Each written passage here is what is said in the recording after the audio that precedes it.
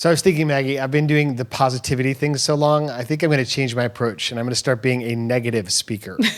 Love it. Like that idea? I mean, I've been like dedicating my life to positivity for so long, and it doesn't seem to be making that big of a difference. Like there's still so much negativity out there. So I figure like if you can't beat them, join them, right? So I'm sending this to all your clients. Sending this to all your upcoming speeches. Yeah. Every pre-booking call. Yeah. I'm going to change your answering machine to play that clip. Yeah, exactly. As if I could turn it off, you know, as if that was somehow something I'm putting on for effect, just choosing to be positive. I mean, yeah, I've got to be who I am, and that's just me, Mr. Motivation. There was a video I posted on TikTok, and it was about meaning and finding meaning in your life. And there was a comment about the fact that life is truly meaningless. Oh, wow. And I just don't know how to go there, and I don't know how to help somebody who does. But anyway, maybe this podcast will be one of those tools that could help if we get into it. So you want to get into it? Yeah, let's roll the intro music. Roll that intro music. Mags and Dads, wholesome chaos.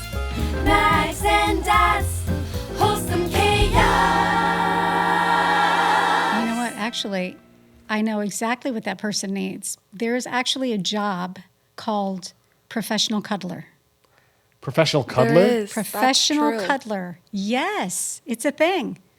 That guy. sounds I don't like know a if pretty that good gives job. life meaning, though, to someone who believes life is meaningless. I don't know if it must be a really good cuddle. His point was that existence, like you can think life is meaningful while you're here, but then at some point when we all die, and once your life is over, then the purpose of your existence is over, and it is revealed to be completely without meaning. Which is not true. Maybe some people. Disagree more. I know, Yeah, that's what I'm agree saying. That I disagree. You know, his point, I mean, my point is that like what you do when you're alive matters because the imprints and impressions of who you are and how you've lived will extend further than you'll ever know long after you're gone. You don't have to know exactly how. I just have to believe that that is the case, right? Yeah.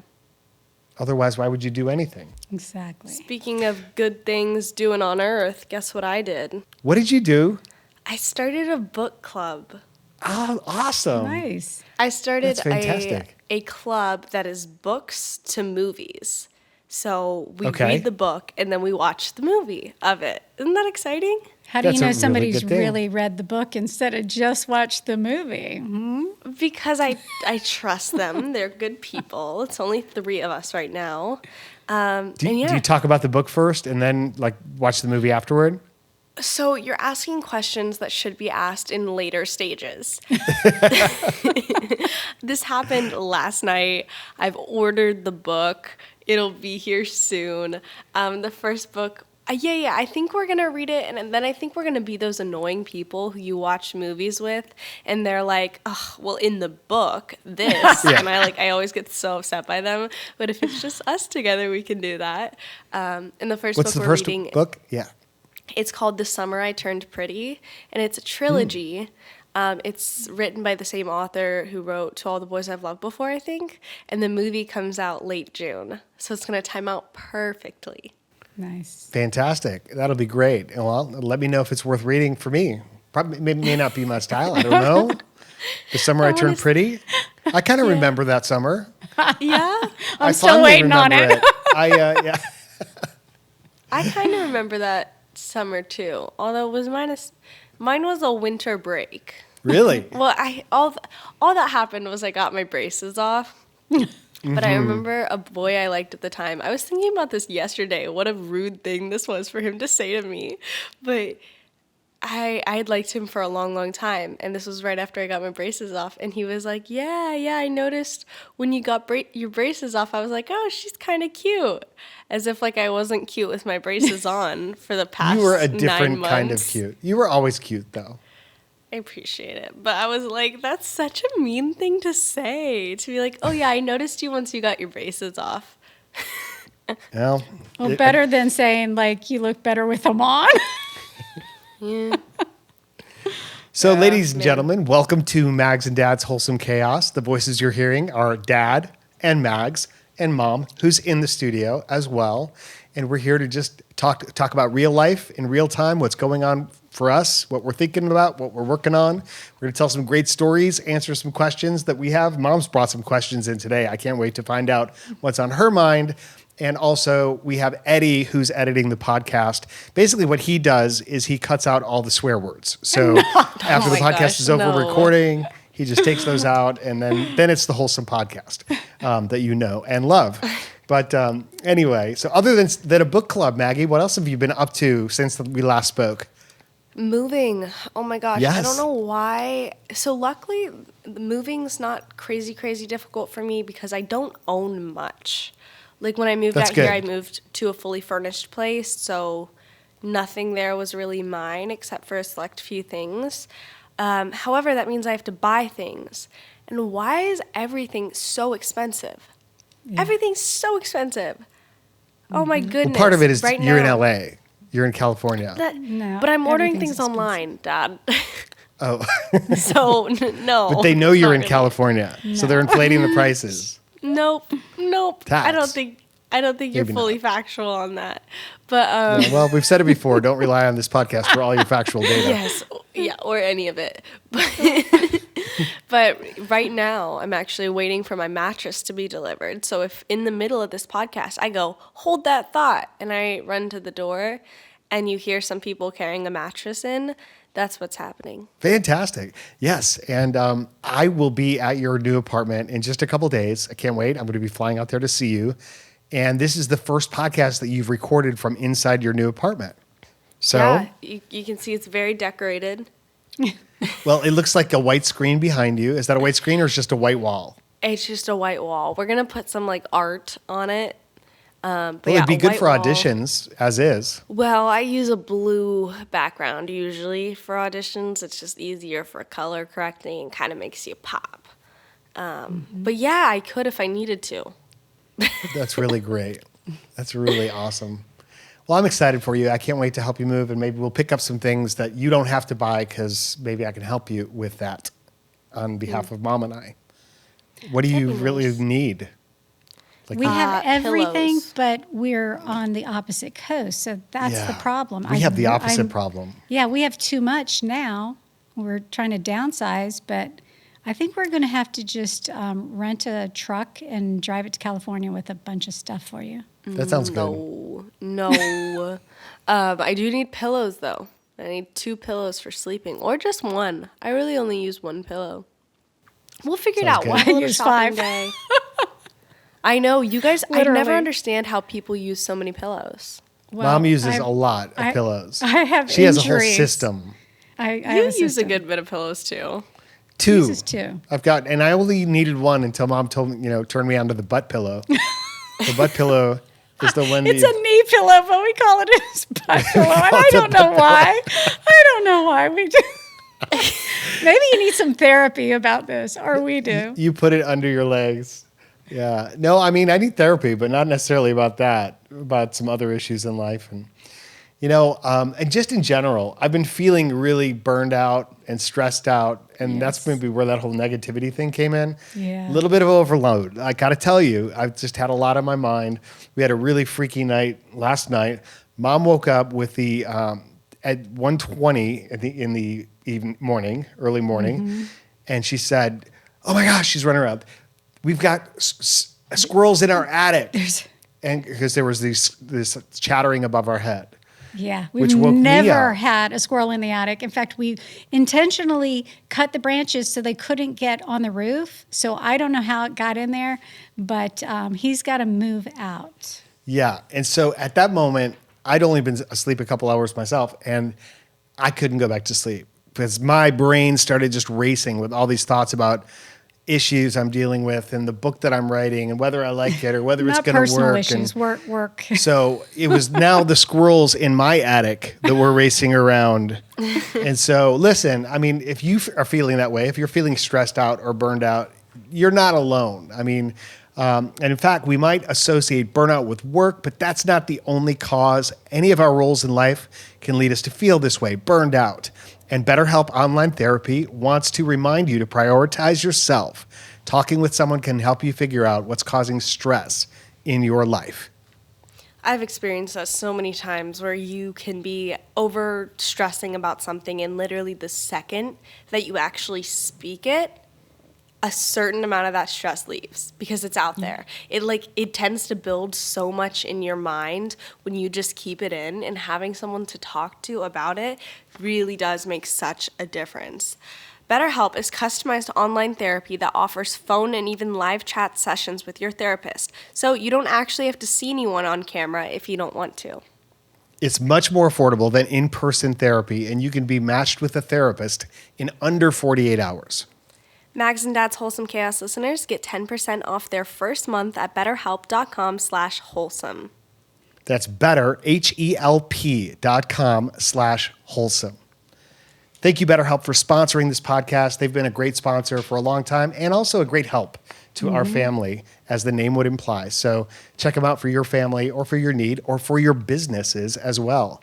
I actually talk to more and more companies now that provide these types of services, and I often mention BetterHelp to my clients so that they can consider that for their team. Great way to support your people. Yeah. Yeah, I hope they use our code. I'll make sure they do. Yeah, that's a good point. If you use our code, it's kind of like telling the sponsor that you found them on the podcast, which kind of gives us a little bit of a closure in terms of that relationship, and it helps them, know that you found us that way, or that found them that way, and that you appreciate their sponsorship as well. So, thank you for doing that. So, real quick, I have my allergies. I thought you were going to say your mattress is here. No. I have to blow my nose. Okay, Maggie's going to blow her nose.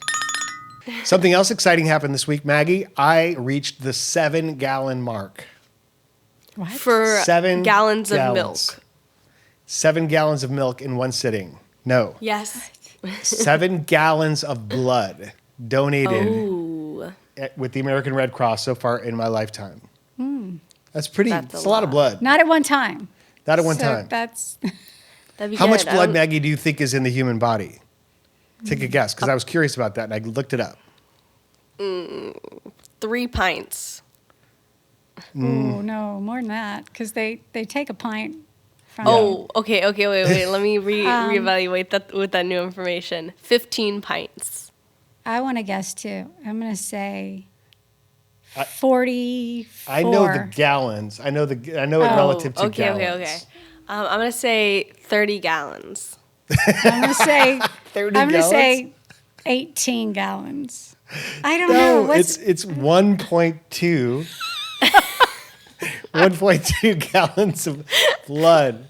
Oh my gosh, that would be a horrific murder scene. It's like a 55-barrel blood. Well, I was thinking about, like, when you hear about people doing surgery, like, oh yeah, they had to give him like 9 pints of blood. Well, I guess they never gave him 1.2 to 1.5 for bigger people who have more blood. So I've given blood that would support creating at least like 5 other people. Oh, nice. In Anyway. the creation. Had you of done the that 5 before we people? started dating? Well, if you're like you're filling them up from scratch, I was about to say, what exactly is your Like role a in this? Frankenstein I monster. don't know. Did you ever donate blood before we started dating? Yeah, Or- I started okay. donating blood in college, in my dorm room, in my freshman year of college. In your dorm room? Yeah. Honey, I don't think that's legit. Not in my dorm room, but I was staying in the dorms, and on the quad, they had a blood drive. And a bunch of me and my friends did it, and they were like, afterward. It's like your friend giving Yeah, you my roommate homemade was a- tattoos. Hey, I'm going to draw your blood. And Yeah, Dad's roommate was like a pre-med major and was like, Yeah. I have an idea. just for Accidentally, class. practiced needle sticking in my arm. my No, gosh. that's when I started donating blood, and then I realized I was O negative.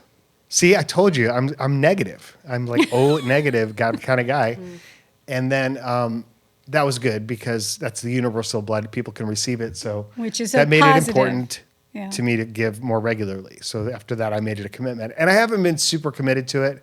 Lately, my iron's been kind of low, and I had to kind of bring my iron back up by eating a little differently before I could give blood again.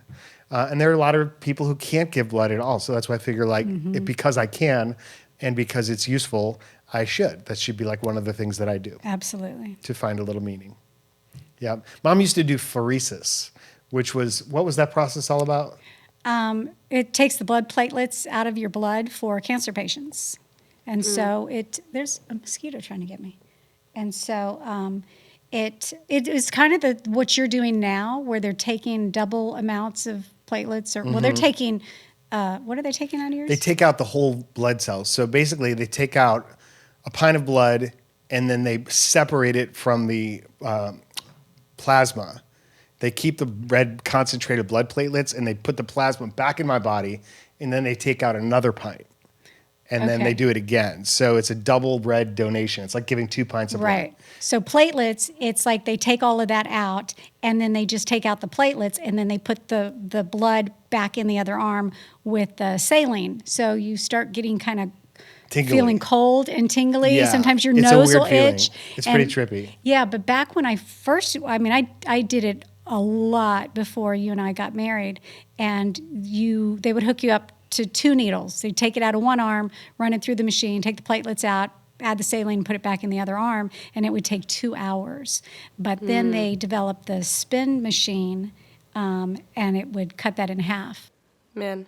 But now they won't let me donate because I lived in Europe in the 80s when there was mad cow disease, and even though nobody in the world has ever gotten mad cow disease that I'm aware of, and they kept telling me, keep checking because we don't think this is going to stay on here forever.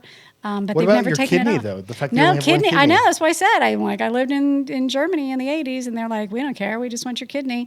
They flush all the blood out of the kidney before they give it to the recipient anyway. So Have you ever given blood, Maggie? I have not. I got that tattoo when I was 18, so I couldn't for 4 months after that. Actually, it might only be 2 months. 3. I think it's 3. I read that. I paid close attention to that. Yeah. Yeah, it's not that long. No. But yeah. Maybe you could do it with your book club. It could be the Book and Blood Club. See, but it's already book, movie, and possibly crochet club. So like I might just have Okay. to start a new club. You know what I mean? Yep. Like is it really a club if it's just your friends doing everything? Or are they just your friends? It could be bleed and read. Ooh, bleed and Bleed, read is read. fun. Bleed and read is fun. yeah. And knit and sit and watch a movie. Oh, Lord. We don't knit though, we crochet. It's a common misconception. Sorry. So Yeah. speaking I don't know. of things you can do, did you know that you could also be an online dating ghostwriter is another job position people Online have. dating ghostwriter? Yeah. So for people who want to be on an online dating site and they have a really good personality, but they can't write that, they don't know how to describe themselves or whatever, Or hire they don't have a good personality. or they don't, but you want to hire a dating ghostwriter to write your description and make Seems you like sound fun cheating. and exciting. Maybe, but sometimes Seems a it's little bit like easier to have lying. somebody else describe you than it is to describe yourself. So you got a story, Maggie? I do. This week, I did something really, really cool. I went Okay. to go watch a movie at the Hollywood Forever Cemetery. Oh, fun. And they project it on the back of Paramount Studios. And we watched Back to the Future. That sounds so cool. Fun. Right? It was very, very cool. We had blankets and everything that we were laying on. We had to get there early to get good spots, so we had card games and everything that we were playing beforehand. And we walked around a little bit. This is a very famous cemetery. Michael Jackson is buried there. There's wow. a lot of old Hollywood celebrities there. And we were making jokes about how some of the graves were like wild. There was this one that was a pyramid that it's relatively new, so we imagine it's going to be like a family thing, like the whole family goes in. There was this other like really nice mausoleum, and then there was this one that had a river in front of it, like a whole pool. And we were like, who made these? And is it like a one-up each other thing? Like, was it like they were all like studio executives of different like rivaling companies, Yeah, and then we're like, you know exactly. what? I got this amount of land. I'm gonna build this, and it was wild. It was really, really cool though. I think you'd really enjoy, both of you, seeing a movie there. It was really awesome. That How often sounds do they really cool. show movies? Only throughout the summer, Saturdays Okay. and Sundays. Yeah. And you were invited by a friend, or how do you hear about these things? Is there always kind of cool stuff happening in LA? It's public knowledge. It's run by this thing called like Cinespia, and they have different events. But the Graveyard one is kind of one of their coolest, is what I've been told. And so yeah, my friend who's been a lot of times, she invited me, and we got a little group of friends together to go. Well, that's a great movie. That's one of the I classics. forgot. I think that one might be one of my favorite movies. I forgot how perfect that movie is. Yeah. It's perfect. It's a great movie. It's literally perfect. Well, it's very familiar to me. That was the first movie I started showing when I was a projectionist in a movie theater. Yeah. And so I watched the start and the stop and the end of that movie hundreds and hundreds of times because it ran forever in 1984. And it would just, you'd thread it in the machine and get it started. And so the whole beginning with the ticking clocks and then the end, of course, with the back in time. It was like, yeah, it was so Yeah. fun. And I remember that being such a huge movie of my childhood. And I remember for the longest time, you guys were like, "No, she can't watch the second one because it was a little more grown and everything." And I was like, "Well, that means I have to watch it." And then the second one actually ended up becoming one of my favorites. I think it's so cool to go into the future, which we actually already lapped because it was set in 2020, and now it's 2022. How crazy is that? Still no flying That is cars. No flying But- cars. But Yeah, no, those we movies saw are Blade so Runner good. the other day, and their projection of 2019 was flying cars, and we're always overly ambitious when we think about our future. Yeah, that's why I said, like, they Yeah. need to, when you're making a futuristic, you need to make it like 30, 40, you know, not just 20 years into the Yeah. future, because Yeah. we're It not gives us as advancing as we objective. were in the Industrial Revolution. Exactly, something to work toward. Yeah, I remember Elon Musk. I read one of his, the first book about him when Tesla was starting to really get huge. It was it's just called Elon Musk. And he was saying, like, all these great minds, these brilliant people who are alive on the planet right now are like dedicating their lives to finding, how do I make you click this button more quickly? And he's like, it's such the wrong approach for the intellect of our country. It's like, we wanted yeah. flying cars and you're giving us faster clicks. It's like, that's Yeah. not the way it should be. But yeah, It's actually Back to the really But good Future. we do want to know that the answer to that. How do we get more clicks?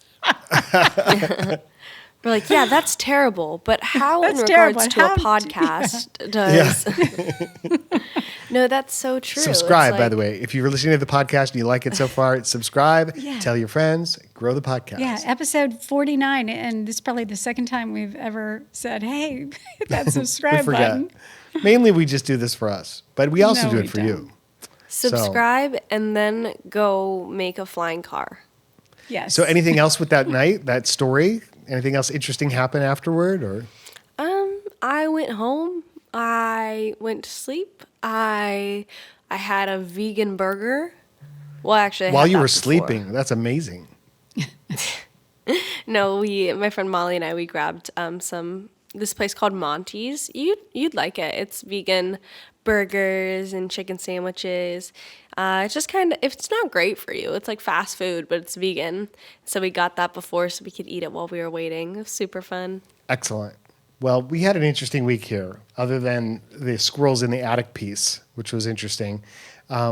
I shot my weekly video twice this week because the first time I shot it, it was like early Sunday morning, and I got it in the can, did the whole thing, and then a couple days later, I started to look at the footage. And you know, when I go out and I shoot these things, it's at first light of dawn, and so I don't really see that great, I guess. And I'm looking at my phone to look at the video. It sounded really good. I looked at all the clips, but then when I blew it up and looked at it on the bigger screen, I actually had a little booger in my nose in all of the shots. Thanks for sharing. And I was like, I can't put this out. So I had to redo it. But then I decided to one up it.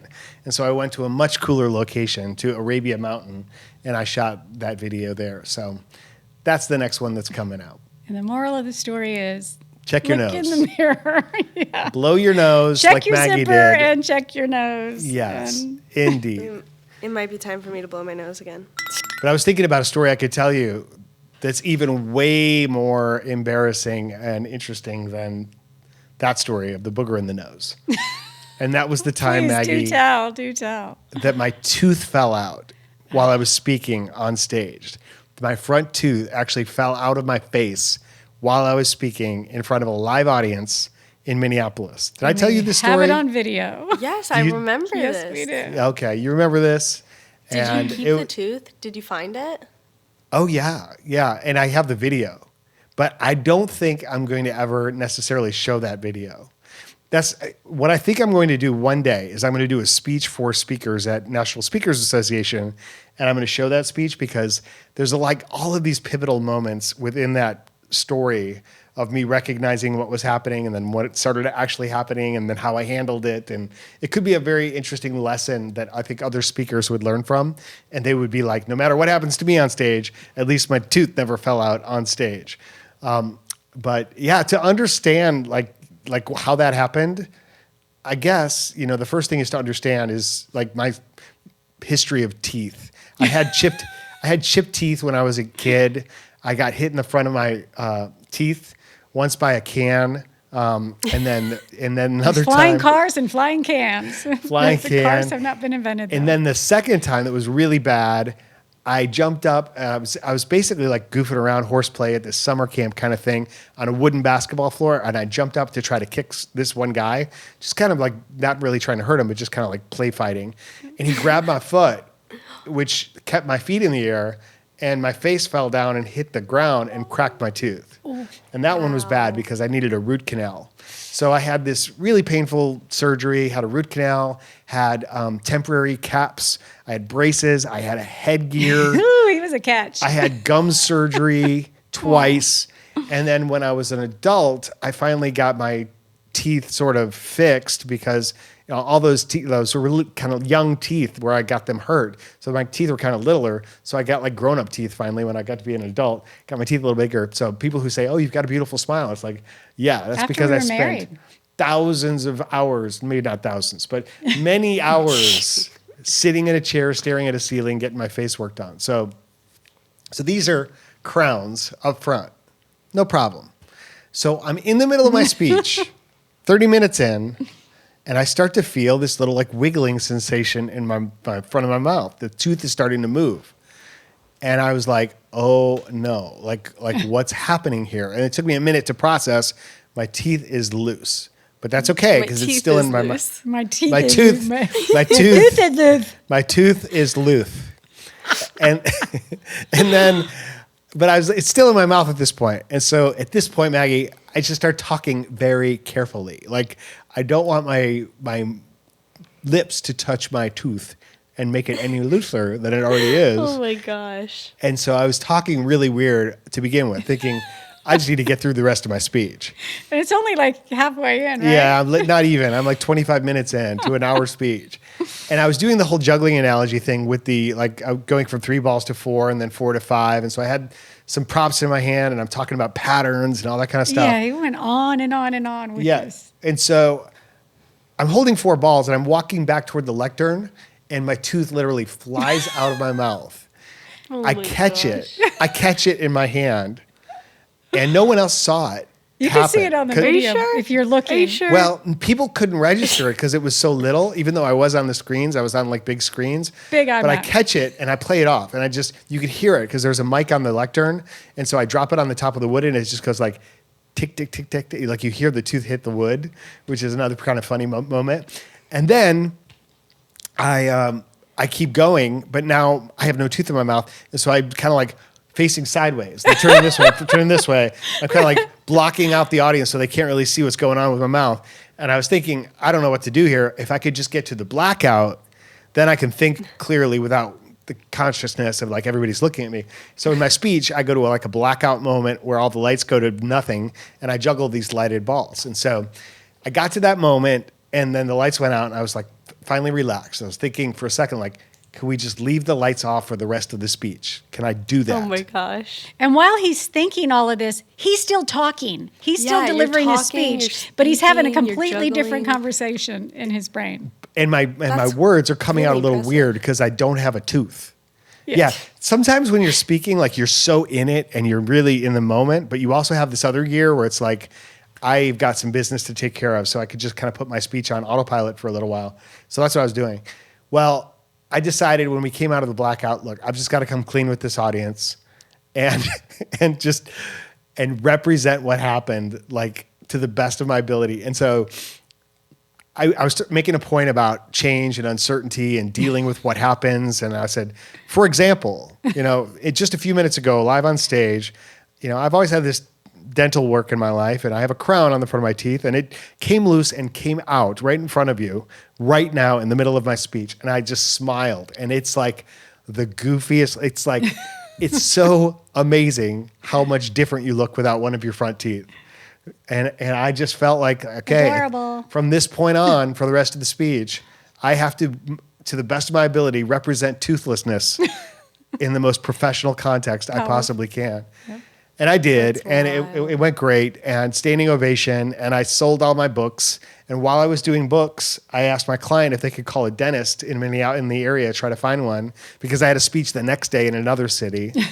And they found someone who could take me in an emergency situation.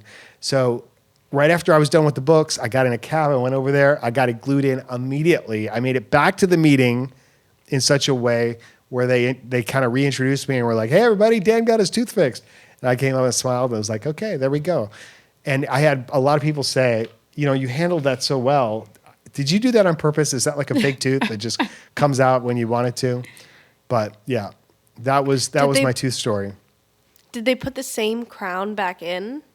Yes, and thankfully I didn't swallow it. Thankfully I didn't lose it. I found it, and that's this crown right here. Because what happened was the back of it got cracked. My lower teeth moved, which pushed it out of position. And so the dentist told me, he said, this is just, let me fix this now. It's really in there. This is good, strong glue. But what you're going to want to do is replace this crown at some point because this is only like a temporary fix. And that was years ago. And you I've haven't never replaced it. I haven't gotten it replaced. Are you serious? No, it's still, now it's sentimental. It's like my lucky tooth. What? I thought you got it fixed Why is after it your you got lucky back. tooth? It's because it's a great story. What makes it lucky? Plus, I don't think it's going to happen again. I don't Wow, think it's, that's some amazing glue. yeah, right? I bet that guy could make a flying car if it's that brilliant. gosh, he should get whoever on that. invented that glue. Yeah. Yep. But if it does happen again, then I'll know how to handle it. But I don't think it's going to happen again. That's crazy. Paulo Coelho. What? Paulo Coelho, the author of The Alchemist, has a line in there. See if I remember it. It's like, everything that happens once can never happen again. But everything that happens twice will surely happen a third time. Well, that's contradictory right Think there, isn't about it? that. I think I know what he means, though. Everything If it that hap- happens has Once. happened. Everything that happens what- once can never happen again. But everything that happens twice will surely happen a third time. So something has happened twice. So that first line is incorrect. If the second one is correct, Well, and the third one is, of course, just a possibility. what do you think that means, Maggie? Any idea? Book club, discuss. I think That would be a good book.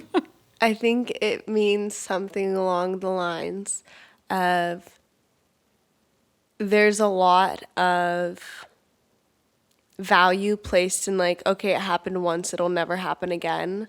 But if something happens twice, then that value's gone.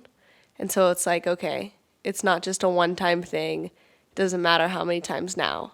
Because you can't say anymore like, oh, it happened once. That's not true anymore. So what's stopping you from like a third, fourth, fifth? Yeah, that makes sense. It's my The way I think interpretation. about it is if something happens once, you recognize that like every moment is original. Every moment is a singularity. It's like a one-time experience. But if you recognize that something's happening again, what you're doing is you're placing it in a category where you're comparing it to something else that already happened. And then now you're going to create a category, and then it's going to happen again because that's how it works. Does that make sense? It's like, even though something similar will happen, it won't be the exactly same thing unless you say it is, Right. in which case you're creating a category, and then the third thing happens. Yeah. I don't know. Cool line. Interesting. Speaking of lines, did you know you could get a job as a line stander? Oh my gosh. Oh my gosh, Mom. Yep, just you need Line somebody to go standing is stand big. in line for you on Black Mom's Friday. been on You just Google. hire Mom's a been line on stander. Google. Mom's into podcast prep these days. Well, no, I really something interesting came across my desk. Yeah, I do. I read a lot of random things, That's history true. and stuff, and I heard about somebody called a knocker-upper. And I was like, what? I'm not going to click on that because that's probably And a she virus. did. She No, did so I click opened on a it. different browser. You open a fresh browser, and then you Google knocker-upper, and then you find the that's same not thing. something you do. Yes, you don't click on the link that sounds like crazy, especially those links that say, oh, so-and-so just, we'll miss this person, and they're not dead. You don't click on that.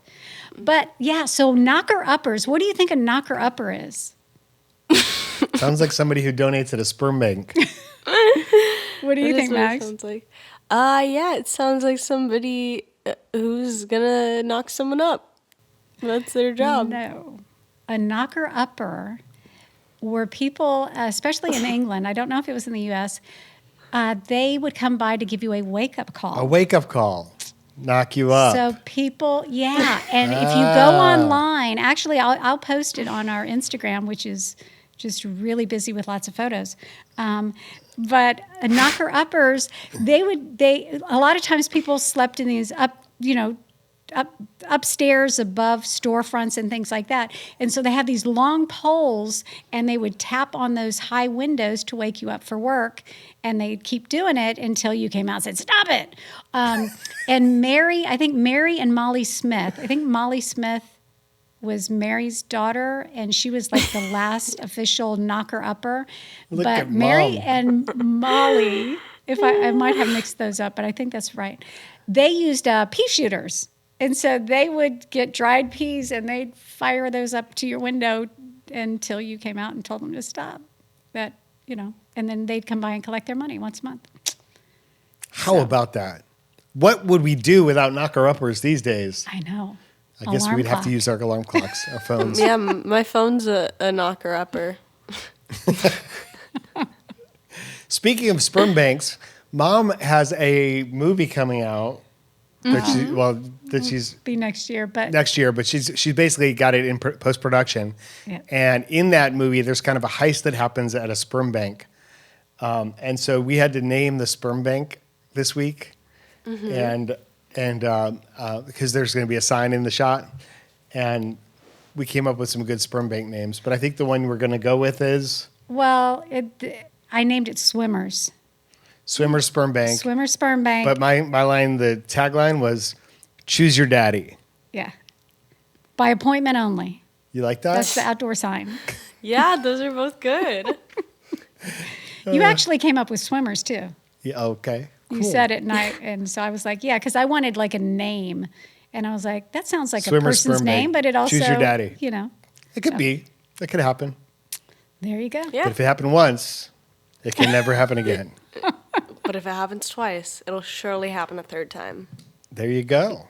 Who's surely? Look at that. One of my lights died. I don't know if you noticed that, but there used to be a lot more light in my shot, and then it died. Oh, I didn't notice that.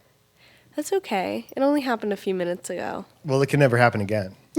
No, because it only happened once. Yeah, exactly.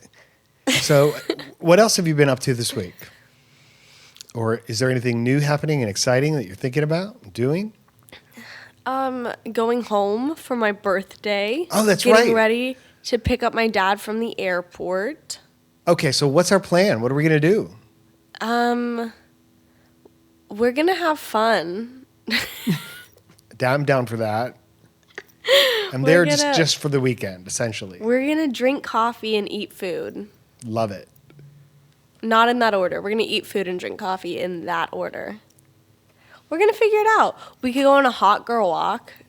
Do you like walks? I love it. I love those walks. And we're going to go see some friends, maybe. Maybe. Make some content. Could Yeah. happen.